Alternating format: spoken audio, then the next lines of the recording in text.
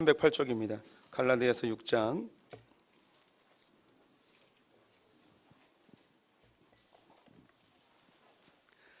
갈라디아서 6장 6절부터 10절입니다. 신약성경 308쪽입니다. 갈라디아서 6장 신약성경 308쪽 6절부터 10절 한 절씩 교독하시겠습니다. 가르침을 받은 자는 말씀을 가르치는 자와 모든 좋은 것을 함께하라. 스스로 속이지 말라. 하나님은 업신여김을 받지 아니하시나니 사람이 무엇으로 심든지 그대로 거두리라. 자기의 육체를 위하여 심는 자는 육체로부터 썩어질 것을 거두고 성령을 위하여 심는 자는 성령으로부터 영생을 거두리라. 우리가 선을 행하되 낙심하지 말지니 포기하지 아니하면 때가 이름에 거두리라. 함께 읽습니다. 그러므로 우리는 기회 있는 대로 모든 이에게 착한 일을 하되 더욱 믿음의 가정들에게 할지니라. 아멘. 오늘은 2018년 추수감사 주일입니다. 소풍교회는 전통적인 11월 셋째 주보다는 한국의 절기에 맞추어 10월 마지막 주를 추수감사절로 지키고 있죠. 지난 10개월 동안 지켜주신 하나님의 은혜에 감사함과 동시에 또 한 해 동안 주신 추수의 열매들을 하나님께 감사의 예배로 드리는 날입니다. 옆에 분들에게 인사해 보겠습니다. 하나님 당신 편이십니다. 한 번 더 인사할까요? 감사하며 삽시다. 성경은 감사에 대한 명령을 굉장히 많이 하고 있습니다. 제가 다른 종교들을 잘 알지 못하지만 다른 종교에 감사하라 이런 얘기 거의 없습니다. 그 외에도 기독교와 차이점들이 많이 있지만 이런 감사를 명령하지 않습니다. 성경은 우리에게 감사를 무척 요구하고 있는데요. 그 이유는 우리가 본질적으로 감사하지 못하기 때문입니다. 불평과 불만이 늘 많고 우리에게 주어진 것보다는 내게 없는 것에 더 관심이 있는 것을 우리의 죄성 때문이죠. 그래서 성경은 끊임없이 우리에게 감사를 요구하고 있고 감사의 유익을 우리에게 계속 이야기합니다. 하나님께서는 이 감사가 익숙하지 않은 우리들에게 절기를 정하여 삶의 일부분으로 감사를 가져오게 하셨습니다. 구약에 이제 5가지의 절기가 있는데요. 신약에서도 우리 교회 시대에도 주요 5가지의 교회 절기가 있습니다. 구약에서 있는 것들이 다 이제 완성되어진 부분인데요. 기억나시는 게 있다면 부활절은 예수님이 우리를 위하여 십자가에 달려 돌아가시고 우리의 죄를 정결케 하셔서 부활하심으로 우리에게 새 생명 주심을 이제 감사하는 절기입니다. 맥주절은 상반기 동안 주신 은혜를 감사하는 날이고 또 이 추수감사절은 한 해 동안 주님께서 주신 이 수확의 감사를 드리는 날입니다. 성탄절은 예수 그리스도께서 이 땅에 오신 것, 하나님 육신을 입고 오신 그 날을 이제 감사하는 절기이고, 송구영신 예배는 한 해 동안 베풀어 주신 은혜에 감사하고 다가올 한 해를 주님께 맡기는 그런 절기입니다. 그래서 우리 성도님들이 교회를 이제 꾸준히 착실하게 다니면 일반 사람들보다는 훨씬 많이 감사가 몸에 익숙해집니다. 그리고 감사합니다라는 말이 쉽게 나와요. 그래서 어떤 분들은 이런 얘기 하더라고요. 사회에서는요, 감사합니다라는 단어가 익숙하지 않대요. 그래서 고맙습니다를 많이 쓰고 우리 기독교인들은 감사합니다라는 말을 많이 쓴대요. 저도 그 얘기를 들어보니까 저는 고맙습니다라는 말을 거의 안 쓰는 것 같아요. 늘 감사합니다만 쓰고 고맙습니다는 안 쓰는 것 같아요. 근데 그 교회 안 다니는 사람들은 제가 또 이게 그 이야기를 듣고 살펴보니까 감사합니다라는 말 안 쓰는 것 같아요. 오히려 고맙습니다를 더 많이 쓰는 것 같습니다. 그냥 그런 거예요. 너무 이렇게 신중하게 정말 그런가 보다 이렇게 영적 진리로 막 깨닫지 마시고 그냥 그렇다는 거죠. 그래서 우리에겐 감사가 굉장히 익숙합니다. 우리 성도님들 이제 올해는 이제 오늘은 바로 이제 추수감사 주일이죠. 추수감사 주일은 구약의 초막절이 예수님으로 인하여서 이제 완성되어진 날입니다. 구약의 초막절은 2가지의 큰 의미가 있는데요. 첫 번째는 이스라엘 백성들이 40년 동안 광야 생활을 하거든요. 가나안 땅에 들어갔을 때 하나님이 7일 동안 이제 천막이죠. 초막을 짓고 나무와 잎사귀로 이제 집을 만드는 거예요. 텐트 같은 이런 것을 짓고 거기에 7일 동안 살도록 하셨어요. 그 이유는 광야 세월에 그 어렵고 힘들었던 세월들을 절대 잊지 말라고.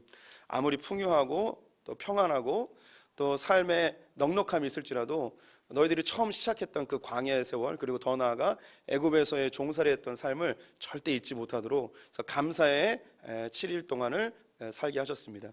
우리 성도님들도 기억하실 것은 예전에 비하여 우리가 얼마나 잘 살고 있습니까? 굉장히 풍족하고요. 옛날에 정말 밥그릇에 밥풀 하나도 남김없이 먹던 시대인데 요즘은 밥이 썩어 문드러지도록 놔두는 그런 우리 집 이야기입니다. 예, 뭐 그런 삶 얼마나 넉넉해졌습니까? 옛날에는 정말 군불 떼야 되고 이 연탄 갈아야 되는 그 시절인데 지금 버튼 하나만 누르면 그냥 따뜻해지는 그런 시대를 살지 않았습니까? 예전에 교회 다닐 때 새벽기도나 주일 예배 보면 마룻바닥에 정말 차가워가지고 방석이 없으면 못 앉던 그 시절에 교회에 난방기구라면 본당에 있는 그 난로, 그것도 이제 갈탄, 석탄, 나무 이런 거 넣어서 하고 막 이런 때 살지 않았습니까? 지금 뭐 우리 성도님들 한겨울에도 본당이 더워가지고 막 우통 벗고 막 반팔 입고 그래야 되는 때에 살고 있습니다. 얼마나 감사하고 얼마나 풍족한 시대를 살아가고 있습니까? 또 더불어서 이 초막절은 수장절이라고도 하는데요. 거둬들인 수확물들을 창고에 저장하는 절기예요. 그래서 한 해 동안 하나님께서 주신 그 열매들을 감사하는 거죠. 이스라엘은 이른 비와 늦은 비라는 게 있어요. 1년 강수량이 600mm 정도밖에 되지 않아요. 그래서 씨를 뿌리기 전에 비가 한번 내려요. 이게 이른 비고요. 그리고 알곡이 꽉 차기 위하여서 늦은 비가 내려요. 근데 이 이른 비가 늦게 내리거나 안 내리면 씨를 아예 못 뿌리고요. 그리고 늦은 비가 안 내리면 알곡들이 수분이 없어서 알차게 여물질 못해요. 그래서 이 비를 내리게 하는 것은 인간의 노력으로 되지 않기 때문에 하나님의 전적인 은혜예요. 그래서 이 추수감사절, 이 초막절을 통해서 하나님의 은혜에 감사하는 거죠. 지금은 농경사회가 아니라서 우리 성도님들이 농사를 짓지 않습니다. 그래서 하나님의 은혜를 우리가 이제 몸으로 느끼기가 조금 부족한 부분이 있어요. 대부분 다 직장 생활을 하시고 사업들을 하시기 때문에 이 하나님의 자연을 통하여서 주시는 절대적 은혜 잘 못 느낄 수도 있겠지만 우리 성도님들 잊지 마셔야 되는 거, 내가 일할 수 있는 건강과 직장 주신 거 하나님의 은혜인 줄 믿으시기 바랍니다. 우리 성도님들 중에 가끔씩 헌금에 보면은 동일한 구절들을 쓰는 분들이 있어요. 일할 수 있는 일터 주셔서 감사합니다. 건강 주셔서 감사합니다. 하나님께서 우리에게 정말 그 손가락만 하나 되셔도 우리는 한순간에 무너져 내릴 수 있는 연약한 존재들임을 기억해 주시고 오늘 마음껏 감사하기를 축원을 드립니다. 감사는 이미 그 효과와 또 그 능력을 이미 다 알고 계십니다. 교회를 안 다닐지라도 감사의 능력을 압니다. 누차 말씀드린 것 같은데 쌀밥을 놓고 예쁘다 감사합니다 너 너무 좋다 이야기하면 하얀색 곰팡이가 피지만 이 못된 놈 죽일 놈 썩을 놈 하면은 검정색 곰팡이가 피는 실험을 영상을 통해서 예전에 보여드렸고 지금도 유튜브 같은 거 검색하시면 찾으면 나옵니다. 성도님들 양파를 키울 때요 그 물컵에다가 양파를 얹어놓고 예쁘다 감사하다 잘 자라라 막 이렇게 칭찬해 주면요 얘가 쑥쑥 자라요. 그런데 이 썩을 놈 죽일 놈 망할 놈 하면요 얘가 막 썩어 문드러져요. 실제로 과일도 그렇고요. 그래서 우리 성도님들이 이렇게 건강하게 잘 사시는 건 식기도 열심히 하셔서 그래요. 소화불량 건강 안 좋은 분들 식기도 안 하는 걸로 제가 믿겠어요. 이렇게 식기도 하고 아유 감사합니다 그러면 이 쌀이 이 염색체가 막 바뀌는 거예요. 좋은 걸로. 믿으십니까? 예, 식기도 열심히 하시기 바랍니다. 예, 주변에 누가 있더라도 막 식기도 하면 너 뭐 이렇게 유별나게 기도하냐고 기도해야지 이 쌀맛이 좋아진다고 막 이렇게 이야기하시면서 너도 기도해봐. 그러면 너 건강해져. 막 그리고 권면하시고 도전 주시면 좋을 것 같습니다. 우리 성도님들 올 한 해 어떻게 좀 열매들 많이 있으신가요? 또 기대한 바들이 열매로 나타난 분들도 있고 또 그렇지 않은 분들도 있는데 예수를 믿건 안 믿건 관계없이 삶에 좋은 열매가 맺혀지길 원하는 건 모든 사람의 기대일 것입니다. 그런데 이렇게 좋은 열매가 맺혀지길 바라지만 그 열매를 맺게 하기 위해서 많이 노력하고 그러는 것도 부족한 경우들 많이 있어요. 요즘 시대가요 일확천금 혹은 로또 한방 이런 이야기들 많이 하면서 수고하지 않고 땀 흘리지 않은 것에 대한 수확을 기대하는 경우들이 많이 있는데 성경은 우리에게 아주 정직한 것을 알려주고 있습니다. 오늘 7절 말씀 같이 읽겠습니다.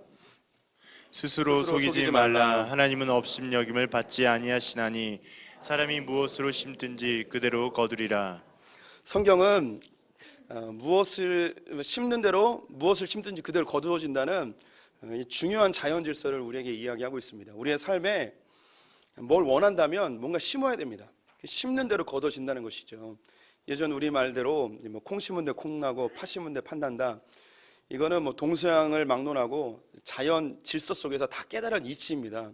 그러니까 인과론적인 이야기인데요. 원인이 있으면 결과가 있다는 것이죠. 네, 우리가 이제 신앙생활하면서 제가 뭐 여러 번 말씀드렸는데 하나님은 인과응보의 하나님은 아니라고 말씀드렸죠. 착한 일 한다고 무조건 좋은 일 생기고 나쁜 일 한다고 무조건 나쁜 일 생기는 것은 아니라는 거예요. 이건 초월적인 하나님이신데요. 네, 하나님께서 이 세상을 통치할 때 자연 질서를 벗어나서 통치하진 않으십니다. 그래서 성도님들이 시험 성적을 잘 받고 싶으면 하나님께 열심히 기도하는 것보다 기도도 해야죠. 공부를 해야 돼요. 공부를 안 하고 기도만 한다고 이게 그 성적이 잘 나오는 게 결코 아닙니다. 살이 빠지고 싶으시면 운동을 하셔야 돼요. 기도한다고 빠지진 않아요. 뭐 금식 기도하면 뭐 빠질 수도 있겠지만 노력을 해야만 결과가 나타나는 거죠. 이게 자연 질서예요. 그런데 종종 하나님이 특별하게 이 자연 질서를 초월하여 일으키시는 기적의 현상이 있기도 하고 자연의 법칙을 하나님께서 스스로 무너뜨리고 우리에게 은혜를 주실 때도 있습니다.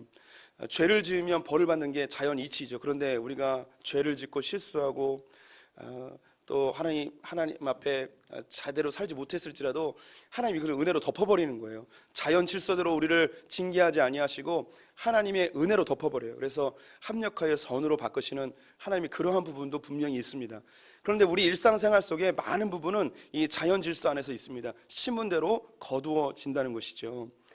우리가 이제 추수감사절인데 우리 성도님들 1년 동안 뭘 심으셨습니까? 또 뭘 거두셨습니까? 심은 대로 거두어졌을 거예요. 그런데 우리가 농경사회를 살았다면 이 구절이 아주 마음에 잘 와닿았을 거예요. 예전에는 논밭에 얼만큼 가느냐에 의해서 수확물이 결정이 되던 시대였습니다. 농부가 열심히 일한 만큼 수확물이 얻어지는 때였는데 지금은 우리가 그 농사 짓는 분이 거의 없거든요. 지금 우리 소품계 성도님들을 쫙 살펴봐도 농사 짓는 분 지금 한 분도 없는 것 같아요. 우리는 대부분 다 이 자본주의 사회를 살고 있습니다. 자본주의 사회는 이 심은 대로 거둔다는 이야기가 우리에게 사실 마음에 와닿질 않아요. 그리고 심은 대로 거두어지지 않거든요. 자본주의는 심은 대로 거두는 게 아니에요. 이 질서가. 자본주의의 제일 중요한 원칙이 있다면 이거예요. 최소로 투자해서 최대로 많이 수확을 얻는 게 자본주의의 법칙이거든요. 그러면 성경대로 하면 심은 대로 거둔다면 적게 심으면 적게 나와야 돼요. 근데 자본주의는 하나님의 질서와 정반대거든요. 적게 심고 많이 거두려고 그러는 거예요. 그래서 세상이 엉망진창이 좀 되고 있는 거예요. 또 우리 성도님들이 그럼 돈을 많이 투자하면 심은 대로 거둔다니까 많이 투자하면 많이 거둬들여야 되잖아요. 근데 그렇지도 않잖아요. 성도님들 주식에다가 몇 억씩 넣으면 그 다음에 몇십억씩 와야 되잖아요.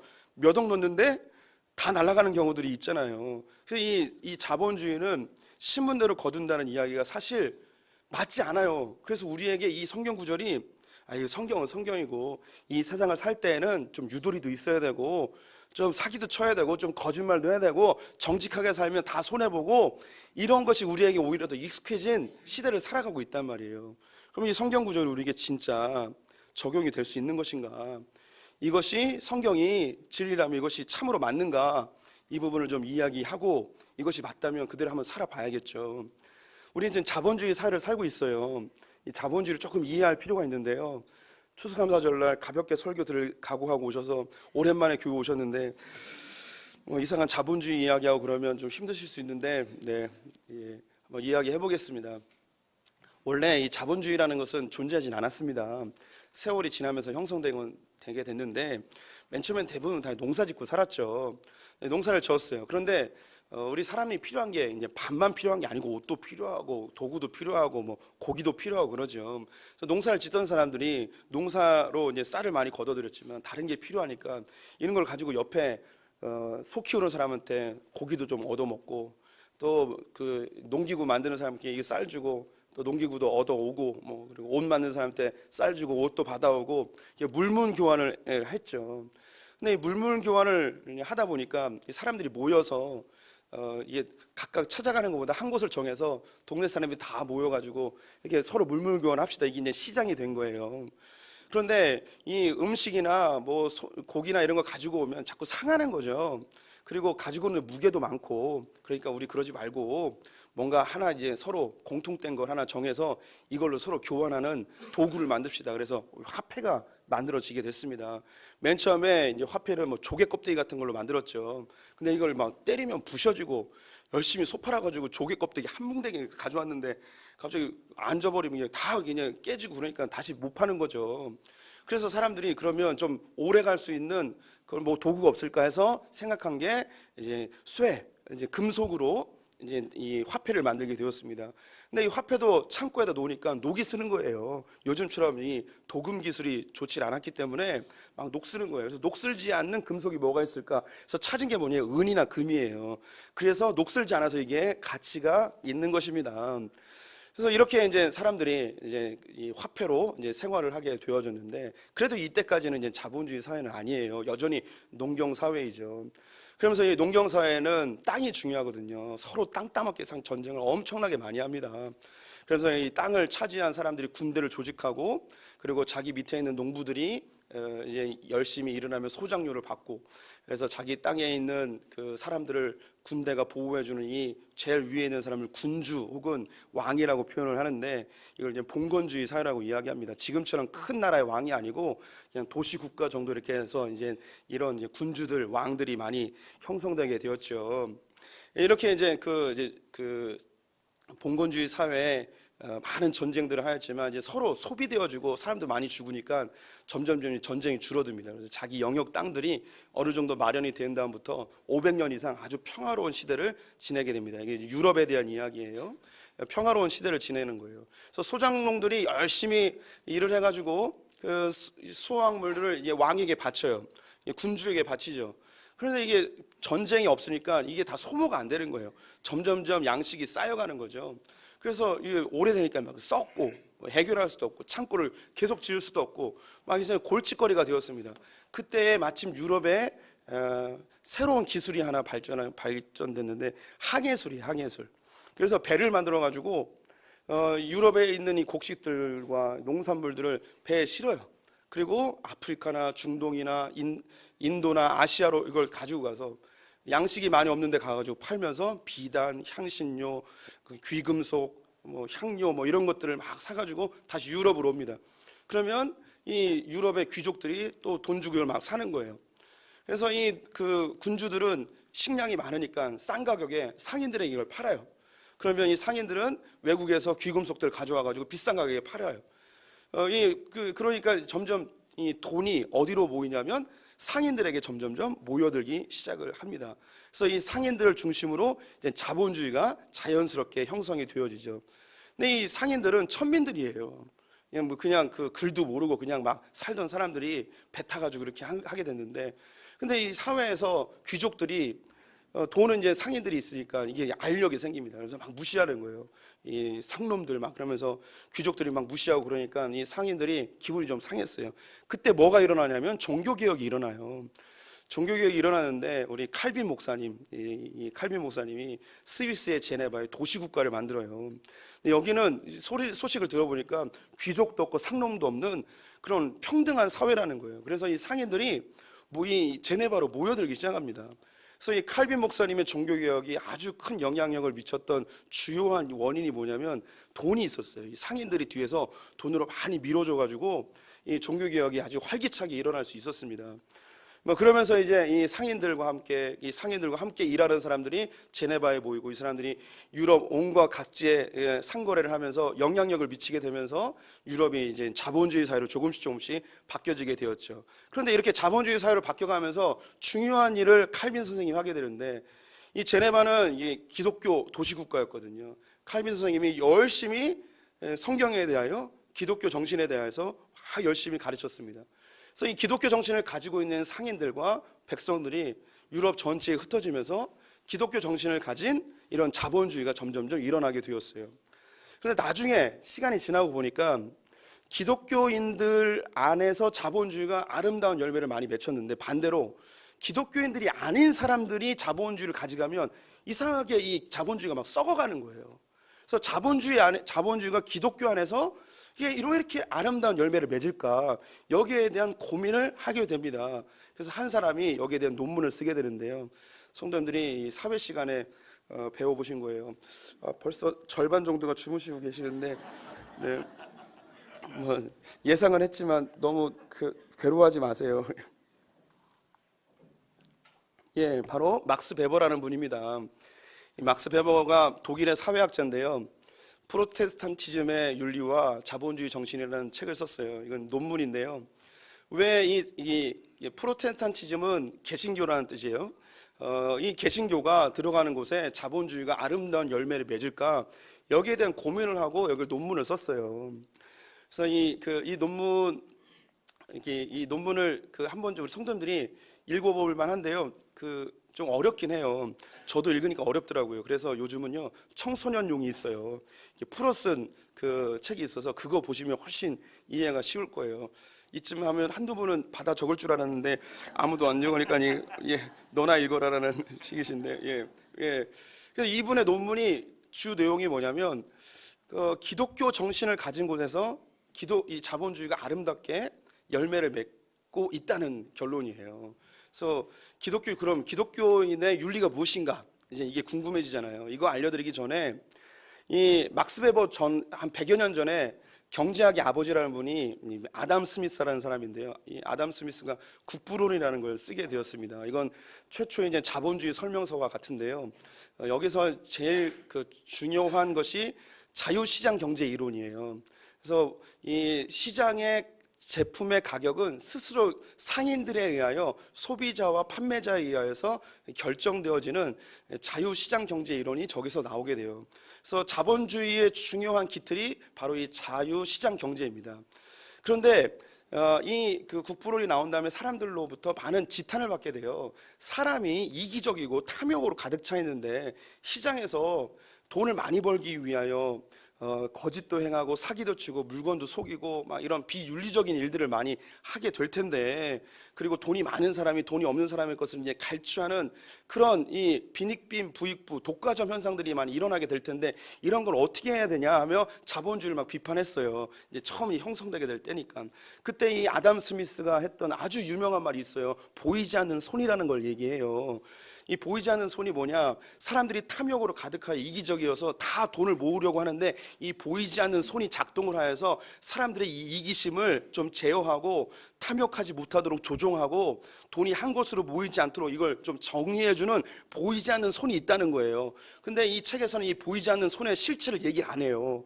나중에 사람들이 이걸 뭐라고 이야기하냐면 양심이라고 이야기했어요. 양심. 이건 교회 안 다니는 학자들이 이야기하는 양심이고요. 그럼 이 아담 스미스가 궁극적으로 이야기하고 싶었던 보이지 않는 힘은 뭐냐면 기독교 윤리라는 거예요. 그래서 기독교 윤리, 하나님이 우리에게 주신 이 양심, 이것이 나 혼자 다 먹고 나 혼자 부자 되고 이러면 안 된다는 걸 스스로 깨닫게 한다는 거죠.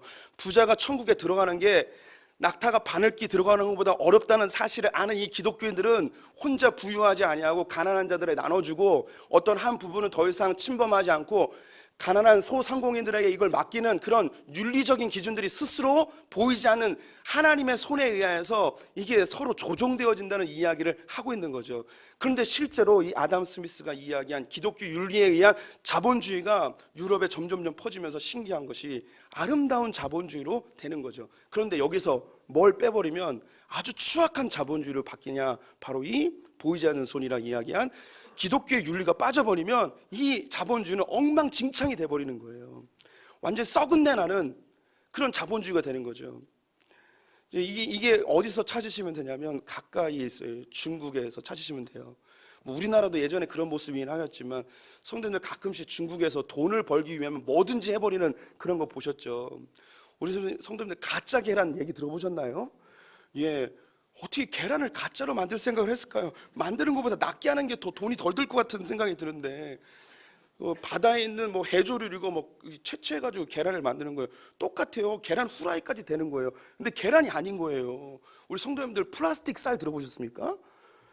쌀을 플라스틱으로 만드는 거예요. 이걸 찌면요 쌀하고 맛이 비슷해요. 이걸 만드는 거예요. 가짜 분유 들어보셨죠? 요번에는 가짜 면역 항생제 해가지고 아이들 뭐 수천 명 죽었잖아요. 돈이 된다면 뭐든지 하는 거예요. 지금 제가 생각할 때 전 세계 중국 사람 좋아할 사람 아무도 없는 것 같아요. 중국이 들어가는 곳은 국가 경제가 다 망가져요. 제가 다음 주에 이제 내일 이제 몽골에 들어가는데요. 몽골이 작년에 IMF 구제 금융 받았어요. 제가 몽골 경제를 잘은 모르지만요. 몽골의 내부적인 문제는 부정부패고요. 외부적인 문제는 중국이에요, 중국. 몽골에서 뭔가 공장을 만들어 뭐 사업을 일으키려고 뭘 하잖아요. 그럼 일단 돈이 들잖아요. 근데 이걸 돈을 투자해도 아무 의미가 없어요. 왜냐하면 중국에서 이거보다 10배 싼 물건들이 확 들어와 버리면 공장 다 문 닫는 거예요. 그래서 몽골은 지금 중국 때문에 다 죽어나요. 아마 몽골은 망할지도 몰라요. 이렇게 가다가. 이게 몽골에만 있는 일이 아니고 저 아프리카 뭐 얘기 조금만 귀를 들이시면 뭐 저리에 돈 다 빌려주고 막 이렇게 막 도와준다고 하고서 돈 못 갚잖아요. 그러면 땅 다 뺏어버리고 광산 다 뺏어버리고 뭐 이런 일들이 너무 많이 일어나는 거예요. 기독교 윤리가 없으니까 저급한 자본주의로 자기만 잘 먹고 잘 사는 그런 상황으로 이렇게 바뀌어져 버리는 게 오늘날의 현실입니다. 그렇다면 이 자본주의를 건강하게 만들고 아름다운 열매를 맺게 하는 이런 그 사회를 만들 수 있는 기독교 윤리가 무엇인가? 막스 베버가 이야기하고 유럽의 자본주의를 건강하게 만들었던 그 기독교 윤리가 무엇인가? 세 개를 정리해서 말씀드릴게요. 첫 번째가 직업 소명이라는 거고요. 두 번째는 정직, 근면, 성실. 세 번째는 절약과 경건의 삶이에요. 직업 소명이라는 것은 종교교육가 루터와 칼빈이 공히 말한 것인데요.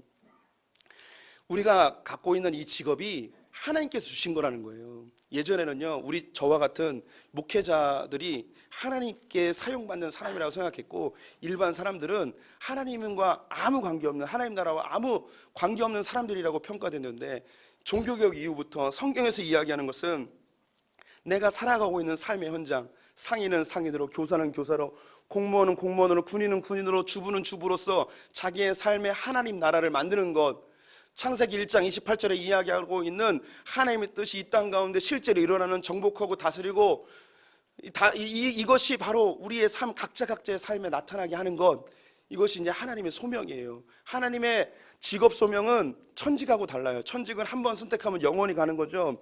성경은 이런 천직에 대해 이야기하지 않아요.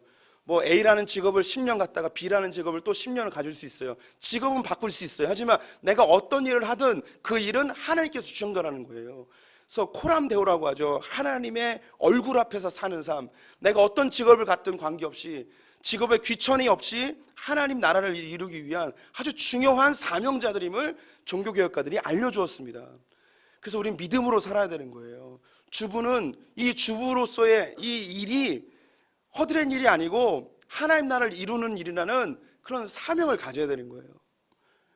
남편 밥을 만들면 이 죽일 놈, 하루에 3끼나 먹냐, 이 나쁜 놈, 이렇게 하지 마시고, 이걸 만들므로, 이 밥을 만들면서 하나님 나라를 이루는구나, 이 밥을 먹고 남편이 가서 열심히 일하겠구나, 내 이 썩어빠질 놈들, 이거 뭐 간식 좀 사 먹으라도 맨날 엄마한테 뭐 밥 해달라고 그러지 마시고, 이걸 먹고 우리 아들 딸들이 건강해져서 하나님 나라를 이루는구나, 이런 사명감으로 사셔야 되는 거예요. 장사를 할 때도, 누군가를 가르칠 때도 그렇게 해야 되는 거죠. 그래서 성경은 믿음으로 하지 않으면 모든 게 죄라고 이야기하는 거예요. 그래서 이 믿음의 사람들은 뭘 하든지, 먹든지 마시든지 무엇을 하든지 어떤 직업을 갖든지 관계없이 똥을 푸더라도 주님 나라를 위하여서 똥을 푸는 거예요. 그래서 서양의 기독교 문화가 견고한 곳에는 직업에 귀천이 없잖아요. 모두가 다 소중한 직업인 거예요. 그래서 우리 성도님들이 하는 모든 일이 다 하나님 나라를 위한 일, 이게 기독교 윤리의 첫 번째 시작이에요. 내가 하고 있는 일이. 그래서 이 일을 부정직하게 요행을 부르며 불성실하게 하면 안 되는 거예요. 그래서 하나님 앞에서 내가 일하는 거기 때문에 정직하고 근면하고 성실한 것이 자연스럽게 나타나는 거죠. 사장님 볼 때는 열심히 일하는 척 하면서 사장이 없으면 대충 해버리는 그런 우리 주변에 많이 보는 거 있잖아요. 그런 거 말고 아주 성실하게 이 사람에게 맡기면 정직하구나, 이 사람이 쓰는 물건은 확실하구나, 이런 것을 사람들에게 알려주는 거죠. 저는 이 전 세계 200여 국가가 있는데 기독교 국가라고 명확하게 이야기할 수 있는 나라는 딱 2나라를 꼽습니다. 독일과 미국이에요. 이전에 다른 기독교 국가들도 있어요. 그 밑에 한 1.5쯤 되는 이 영국이 있긴 한데, 영국은 이미 기독교 국가임이 거의 사라졌습니다. 이 독일과 미국이에요. 일단 독일을 봅시다. 우리 성도님들 딱 느끼기에도 독일 그러면 어떤 느낌이 드십니까? 정직함과 성실함과 독일의 물건이면 믿음직스럽다는 그런 생각이 들잖아요. 독일은 다 교회를 다니지 않을지라도 이 기독교 윤리가 나라 전체를 휘감고 있어요. 루터가 해놓은 건데요. 얼마나 이들의 성실함이 전 세계 인정을 받고 있습니까? 대한민국도 이 기독교 윤리로 무장되어지면 이 대한민국에서 만든 물품은 전 세계가 인정하고 신뢰할 만하다고 그렇게 믿어져야 되죠. 우리 성도님들 당연히 중국 물건 삽니까, 안 삽니까? 안 사잖아요. 왜 써보지도 않고도 좋은 물건이 있을 수 있죠. 근데 안 써요. 왜? 이미 신뢰를 잃어버렸어요. 그냥 싸니까 한 번 쓰고 버릴 생각하고 사죠. 그들은 정직하지 않은 거예요. 물건이 신뢰가 안 되는 거예요. 성실하지 않은 거죠. 대충 해버리니까. 이게 기독교 윤리예요. 그래서 우리 성도님들이 개인의 삶에서 그렇게 살아내셔야 되는 거죠. 성경은요, 일하지 않는 자는 먹지도 말라고 했어요. 성경은 게으름을 엄청난 죄악으로 이야기하고 있습니다. 하지만 요즘의 이 현실 사회는요, 일하지 않고 수고하지 않고 땀 흘리지 않고 어떻게든 많이 벌려고 해요. 그래서 요즘 젊은이의 최고의 그 비전과 꿈은 건물주라고 이야기하겠습니까? 자본주의를 파괴하는 제일 무서운 독은 투기예요. 투기. 이건 다 아실 거예요. 자본주의를 망치는 것은 투기예요. 그런데 온 나라가 다 부동산 투기에 미쳐 있는 것처럼 이렇게 돼버린 세상. 어떤 사람들은 투기해서 돈을 많이 벌었다고 이야기하죠. 그래서 너도 나도 하죠. 하지만 그런 사람은 한두 명이고요. 대부분 다 돈 다 날립니다. 우리 성도님도 주식해서 얼마나 많은 손해를 보셨습니까? 이미 해보셨잖아요. 우리 성도님 투기하지 마시고 투자를 하세요. 투기와 투자를 어떻게 구분하냐? 어떤 분들 이러더라고요. 단기간에 수익을 얻는 건 투기고 장기적으로 보면 투자라고. 뭐 어쨌든 관계는 없어요. 그런데 우리 성도님들이 뭐 투자는 투자대로 하고 내 삶의 근면과 정직과 성실로 하나님 앞에서 일하는 이 자세가 기독교 윤리의 두 번째예요. 세 번째는요, 이 절약과 경건의 삶입니다. 이 그 자본주의 사회에서 기독교인들이 아름다운 꽃을 피운 중요한 이유가 바로 여기에 있어요. 사람들이 돈은 벌 수 있습니다. 예수 안 믿어도 돈은 벌 수 있어요. 그런데 돈을 번 사람들이 절약을 안 하는 거예요. 경건한 삶을 살지 않는 거예요. 기독교는요, 우리 성도님들이 교회를 다니면 본질적으로 우리의 삶에 경건할 것을 요구받고 있고요. 그리고 방탕한 삶을 엄청나게 정죄해야 하기 때문에 내가 다른 뭐 사람들과 비교해 봤을 때 상당히 경건한 삶을 살아요. 그러니까 절약하게 돼요. 방탕하게 돈을 쓰지 않아요. 그러다 보니 열심히 일해서 돈이 모아져요. 그럼 이걸 마음대로 쓰지 않으니까 점점 더 모아져서 결국은 자본주의 사회 속에서 누가 돈을 버느냐? 결국은 기독교인들이 돈을 벌 수밖에 없어요. 그런데 오늘날 현실이 그렇지 못합니다. 빚을 내서라도 투자해서 더 많은 것을 벌고자 하는 게 요즘의 현실이죠. 또 내 삶의 수준에 더 넘치도록 살아가야 빚을 지고 살아가는 게 오늘날의 현실이기도 합니다. 제가 도표 몇 개 준비해 봤는데요. 이게 한국 가계 저축률이에요. 벨기에가 1등인데요. 12.2%예요. 100만 원을 벌면 12만 원을 저축하는 거예요. 한국은요 2.8%. 그럼 100만 원을 보면 2만 8천 원 저축하는 거예요. 우리나라는 굉장히 적게 저축하는 거예요. 다음 그림 보여드릴게요. 이게 경제 성장률과 가계 저축률의 비교인데요. 경제 성장을 하니까 빨간색이 저축률이에요. 당연히 돈을 많이 버니까 저축을 많이 하겠지라고 생각하고 돈을 적게 버니까 저축을 적게 하겠지라는 이렇게 평가할 수도 있어요. IMF 이전까지는 저축률이 높았어요. IMF 이후로 저축률이 확 낮아졌어요. 이게 그 돈을 많이 버니까 저축을 많이 하겠지 이렇게 평가할 수 있지만 이거 반대로 할 수도 있어요. 저축을 많이 했기 때문에 경제가 성장한 것, 또 저축을 하지 않기 때문에 경제가 성장하지 못하는 것, 이렇게 이해할 수도 있어요. 왜 그러냐? 다음 그림 보여드리면 미국과 한국의 가계 저축률이에요. 10년 전에 2008년 전까지만 해도 미국은 어땠냐면 1,000원을 벌면 1,300원을 썼어요. 미국이. 그런데 2008년도에 리먼 브라더스라는 사건이 있어요. 이 사건 이후로 미국 사람들이 바뀌어버려요. 이때부터 저축을 하기 시작합니다. 그래서 저 위에 있는 게 저축률이 점점 높아지는데 한국은 어떻게 되냐? 계속 저축률이 낮아지고 있어요. 그래서 지금 10년 뒤 2028년에는요 우리나라 저축률이 마이너스가 돼요. 그러니까 전 국민이 은행에 돈을 맡기는 것보다 돈을 빌려 쓴 게 더 많아지는 거예요. 그러면 그때 어떻게 되겠어요? 나라가 10년 뒤에 부도가 날 수 있는 거예요. 그래서 지금 굉장히 지금 위기에 놓여 있어요. 뭐 저축이 꼭 좋은 거냐라고 말해서 할 수 없지만 그래도 적어도 내게 주어진 재정 중에 일부분은 저축을 해야 돼요. 근데 요즘은 그렇지 않다는 거예요. 사람들이 많이 써요. 그 많이 쓰는 것 중에 우리의 삶에 필요 없는 부분들에 돈을 많이 활용하고 있는 가능성도 있습니다. 또 우리가 이제 경건하지 않는 삶, 술을 들 수 있는데요. 한번 보여주시죠. 다음 그림. 우리나라 성인 1인당 알코올 소비량 전 세계 13위예요. 전 세계 13위로 술을 많이 먹어요. 그런데 그게 문제가 아니라 증류주 소비량 세계 1위. 증류주가 뭐 소주, 위스키, 독주예요. 알코올 도수 많은 거, 성도님들이 선호하시는 거, 그거 막 25도, 30도 되는 거, 뭐 이런 거. 죄송합니다. 예, 안 드시는데, 예. 이게 술을 너무 많이 먹는 거예요, 우리나라가. 술로 들어가는 돈만 절약해도 우리나라 부자 될지도 몰라요. 그 다음 도표 보여드릴게요. 우리나라가 음주, 흡연, 비만으로 인하여서 사회적 비용이 얼마큼 드느냐. 2013년에 음주로 인하여 사회적 비용이 9억 4천억이 들었어요. 9조 4천억. 이거는 교통사고, 질병, 그리고 일하지 못한 것으로 인한 손해비용, 각각 뭐 이런 것들 다 해서 9조 4천억이 든 거예요. 술 먹는 것 때문에. 근데 이 가운데는 이제 비기독교들이 훨씬 더 많이 있겠죠.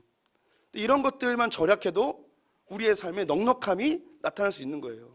여기 비만도 있어요. 비만으로 인한 사회적 비용이 6조 7천억인데 저도 한몫하고 있어요. 그러니까 우리가 절제해야 돼요. 절제. 우리 성도님들 저에게 밥을 사주실 때 절대 10,000원 이상짜리 절대 사주지 마시고, 사줄 생각이 없으셨군요. 죄송합니다. 이게 그 기독교 윤리네요. 직업 소명, 정직과 근면과 성실, 그리고 절약과 경건의 삶. 이것이 종교개혁 이후에 우리 믿음의 선배들이 계속 꾸준히 가져왔던. 그래서 기독교 안에서 이 자본주의가 아름답게 열매 맺게 됐습니다. 그런데 지금 오늘날 사회에서 이런 질서가 우리에게 수용이 되는가? 그렇지 못한 거예요. 그렇지 못한 거죠. 조금 더 쉽게 돈 벌 수 있고 좀 더 많이 벌고 적게 투자해서 최대의 효과를 내고 싶어하는 게 우리의 모습입니다. 그리고 세상 사람들 우리에게 그렇게 살지 말라고, 미련하다고. 성도님들, 빅픽처라는 말 들어보셨습니까? 큰 그림이에요.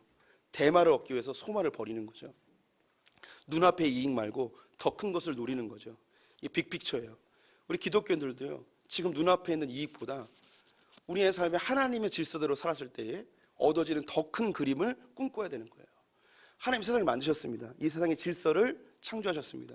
하나님께서 이 땅을 자본주의 사회를 살아가고 있는 우리들에게 동일하게 같은 세상을 살고 있어요. 심은 대로 거둔다는 이 사실을 우리에게 요구하고 계십니다. 8절 9절 말씀 같이 읽어보겠습니다.